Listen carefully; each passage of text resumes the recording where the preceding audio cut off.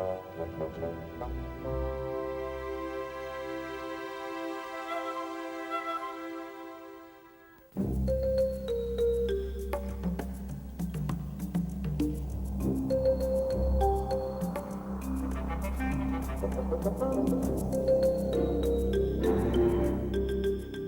name is Flora Newbigin. I'm 14 years old and I'm in the 3rd year at Pimlico School. I live in Brixton in South London and I've got a sister who's 17 years old and a dog called Pippin. I love shopping and going to the cinema.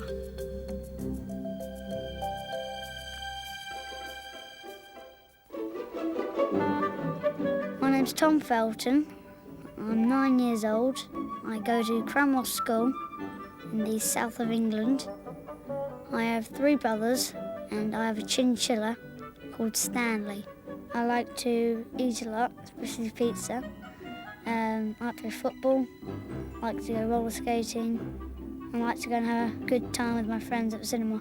Tom and Flora aren't much different from millions of other kids around the world. But in the summer of 1996, their lives changed from ordinary to extraordinary when they were offered the chance of a lifetime. They were selected from literally hundreds of other hopefuls to star in one of the biggest British movies of recent years. I got the part through my drama teacher at school because Working Title, who made the film, came to my school and asked if they had any girls who could play the part. And I was really, really excited. And I said, well, do you think I've got any chance in getting the role? And she said, oh, I doubt it, because they're going to want American children or trained children who've been to drama school. So I wasn't going to get my hopes up, and everyone was saying, keep your feet on the ground, you know, you're probably not going to get it, but it's exciting while it lasts. Stolen? How dare you? We did not steal. We are borrowers. So I went to the first audition, and then I went to the second and the third, and I went to about 5. And still now, it hasn't sunk in I'm actually going to be in a film. Act! Peter Hewitt, the film's director, knew the moment he saw them that he'd found his 2 new stars. Flora, we just found one day. She had no acting experience and came in one day and she was just right. She had that right mix of energy and passion to be Ariete. Whee! And P. Green, too, we just found one day. We saw a lot of little kids and Tom Felton came in. My problem with him was trying to get him to stop laughing. Tell her off. Ariete, Dad's going to kill you. He tried to make me stop laughing, but I couldn't sort of stop it. But I eventually did it in the end. Turn over cameras.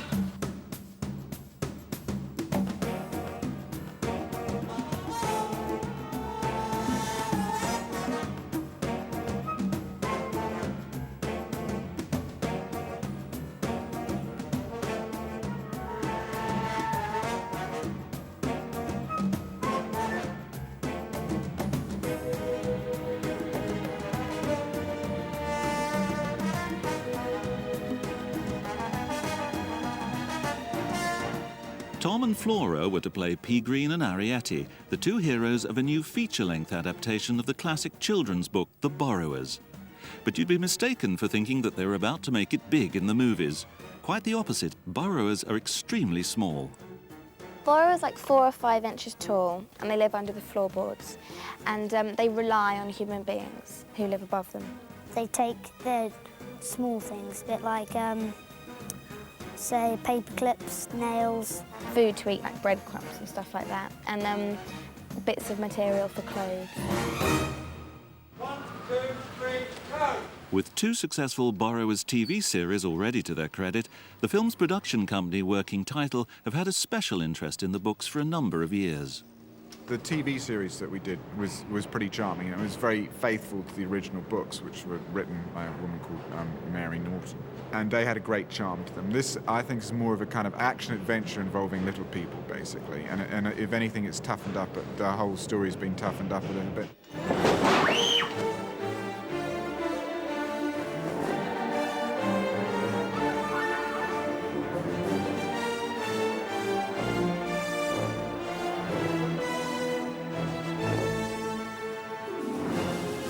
What appealed to me about a Little People movie was that you could do an entire action-adventure sequence in that corner.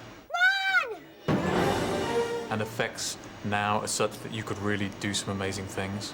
I wanted to get over the fact that they were little people very quickly and find out who they were, what was fun about them, mess around with their characters, and then just have it be this incredible chase movie through this strange world. Speed! You're going too fast! Over! Popular comedy actors Jim Broadbent and Celia Imrie were cast as Tom and Flora's parents. I adore working with children. Every single time I have, I love it, because they're so honest and they're so uncomplicated.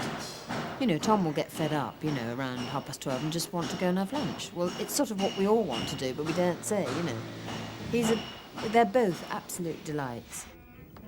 Come on, Harrietty. Stop dawdling. Your mother's going to be cross enough as it is. I told him you weren't ready. Now look what's happened. He did it. He did it. He jumped right off the fridge. Pegrine, put that marshmallow down and drink your milk. But I hate milk. Scene. Ah, there you are. Last. I was all in the spin. She's in a state of complete anxiety for most of the whole film, actually, because the minute you meet her, she's worried because her children have gone borrowing for the very first time, and they're late back. And so from then on in, really, trouble is afoot. A borrower is quiet, cautious, inconspicuous. Non-existent. I remember being told about them by an aunt when I was little. It's an image that stays, really, the first... you never quite get rid of it, I think, when you're told at that age 4 about the idea that there are borrowers, people under the floorboards who borrow. It stays with you, really. 1, 2, 3, action! Every single way you look is something quite genius that they've made. Every day when I come in, I find something new. It's a different experience. You know, you're going from school and no changes. I mean, it's just like different, just coming straight into here. I mean, you don't have a clue what it is, I mean, but it's just absolutely great. And action! Stop right there, Harrietty Clock. What is the first rule of borrowing? The first rule of borrowing. That's a tricky one. What was really strange about doing Borrowers was I'd get this car picking me up in the mornings and driving me into this big studio, and I'd be in double science or something, but actually I was kind of on top of a fridge or something like that. The sheer scale of the film meant that the borrowers dominated the majority of the massive stages at Shepperton Studios for over 4 months, where huge sets and props were built to bring the tiny world of the borrowers alive. A big challenge for the film's production designer, Gemma Jackson. I think I was concerned about how this would all work, how the oversized sets would work. Everything has been blown up to 14 times the size, so our borrowers are about 5 inches, and 14 times that is about 5'11" or something, is the way it's worked out. So everything in here, for example, we made an accurate model, and we found items in the shops that were appropriate to the size of our characters, and we just blew them up. And so we had models, and we worked, and we found things that fitted with our little models. So it's like sort of doll's house furniture gone crazy. The next problem was, what do borrowers wear? Costume designer Mary France came up with some ingenious solutions. We wanted right away, when you saw the characters of the borrowers, that you would know their scale, even if you saw them by themselves on screen without any reference of anything else. This is Amelie's dress. It's made with labels. Over her dress, she has an apron that is made from a washing instruction label. Spiller is dressed out of a M&M package. The father is dressed out of a driving glove. My dress is a shirt cuff. This is pyjamas. My belt is a bootlace. This is a sock. This is just a bit of jumper. These are plasters. It's like elbow pads. Press studs. Same here, studs. Sock. And these are rubber thimbles. Different colours. Look at this action man. I know, he's so massive. One of the dangers of being a borrower is being seen by human beings. And this set, which is Pete Lender's shelf. Pete Lender is the human being, he's the child of the family. And this is his bookshelf, and I come out onto his shelf, and he accidentally sees me. And borrowers always think that if a bean sees the borrower, then they'll squish them. Young American actor Bradley Pierce, who starred alongside Robin Williams in the hit movie Jumanji, was selected to play Pete Lender, the young bean who first discovers the borrowers. Arietti sits down over here, and I notice that something's moving up here. And so I come running over, and she disappears back here. And so then I go down here looking around, and when I pop back up, she's standing right here.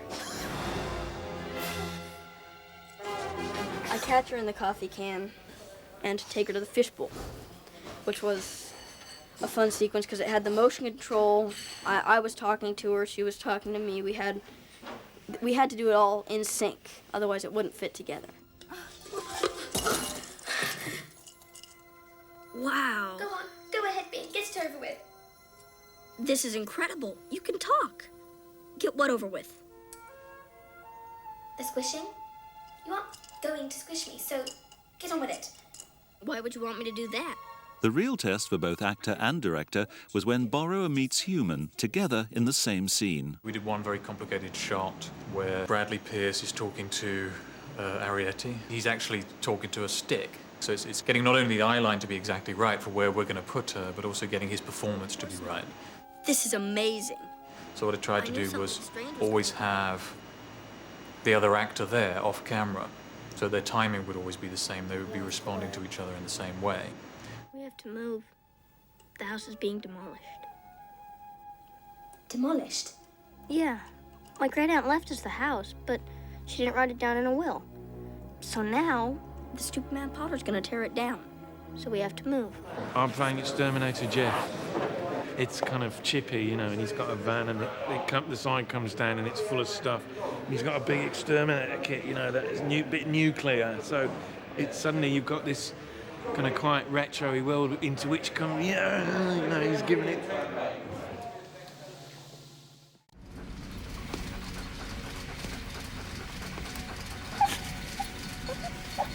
Where's he, boy? Can you smell tiny people?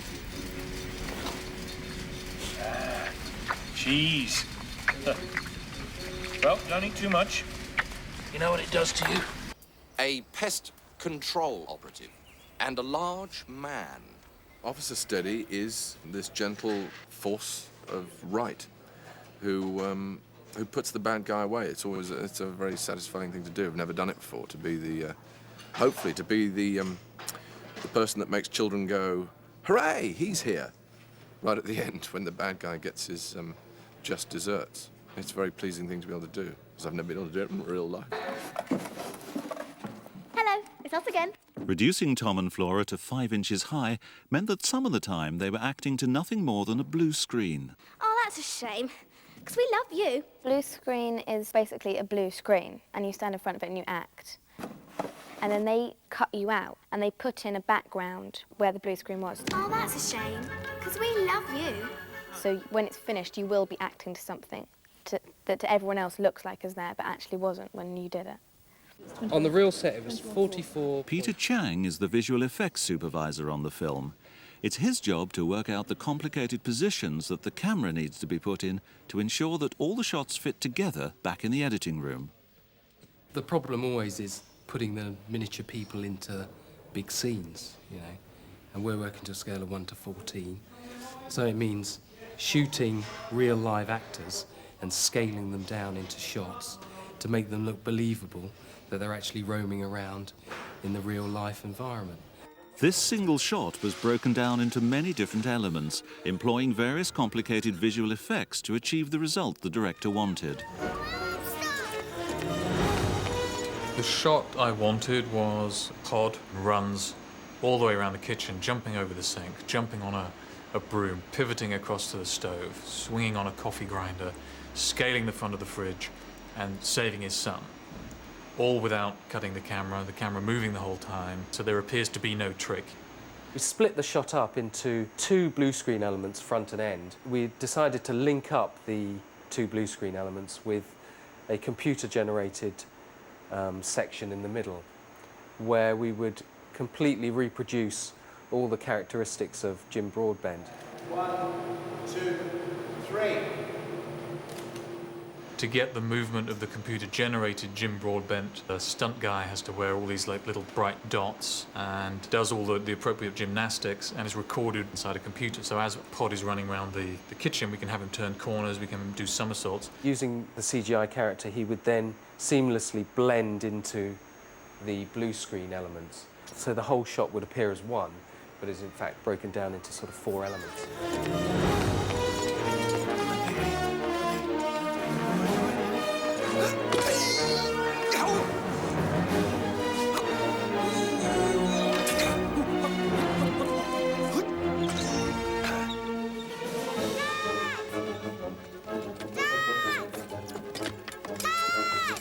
What is it? What's going on? What's happened? She made me do it. It's not my fault. Ugh. Where is she? In there. She's in the freezer. Is that bad? I don't think it could get much worse. It just got worse. The best bit, I fall into a big pile of dog poo. It looks very realistic, but of course it isn't real. And I like fiddling with it. It's very squishy, so I like to squish it around and play with it. One of my favourite bits was definitely in the borrower's house, because there were just so many brilliant props there, and it looks so good. It's so much fun with all the big props, you can just play with everything. One of the many amazing props that Tom and Flora got to play with was this huge roller skate. Don't touch that, don't touch that. A few additions from the special effects department and anything can happen.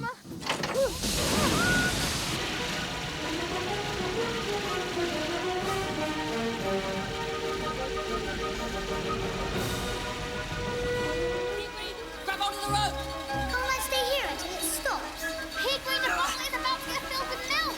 We don't like milk, I know! To escape the clutches of the evil Mr. Potter, Arrietty and Pea Green wind up in a milk bottling plant, a sequence that Tom was not looking forward to shooting. I was in a huge milk bottle and I get splashed in the milk.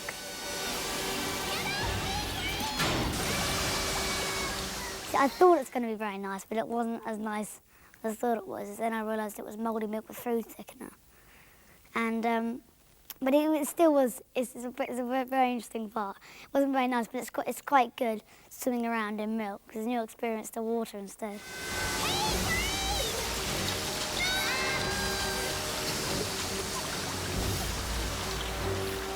What now, Spiller? What do we do now?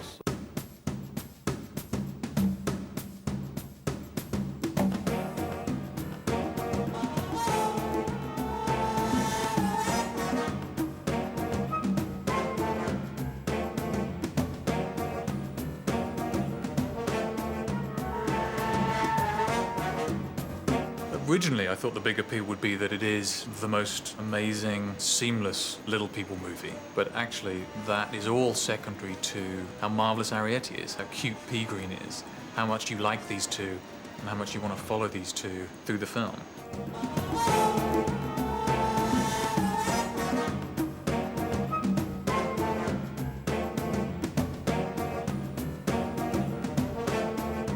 It fascinates everyone, whoever you talk to about being a film about the borrowers, and everyone wants to see it, grown-ups and children alike.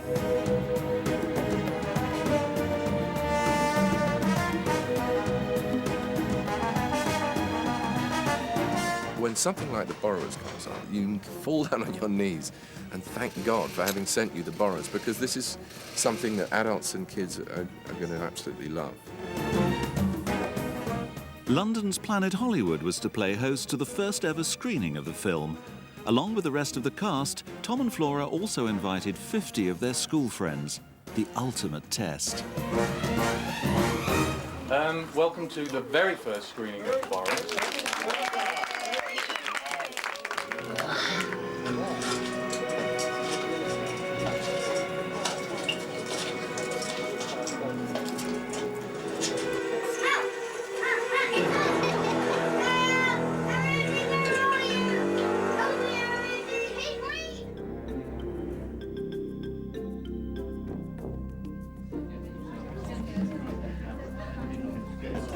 Tom, what was it like seeing it with all your friends? It was very good. I hope they enjoyed it as much as I did.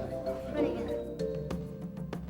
I would like to end up like half of Macaulay Culkin and someone like Pierce Brosnan, someone doing James Bond movies, you know, real action stuff. I thought that was fantastic. It was such a good experience. What did you ladies think of it? It was I'm going to make you see it 25 times. I'm about to do my GCSEs next year, and my mum doesn't really want me to do anymore. She wants me to go back to school and get my degrees and everything. But I'd like to do some more acting.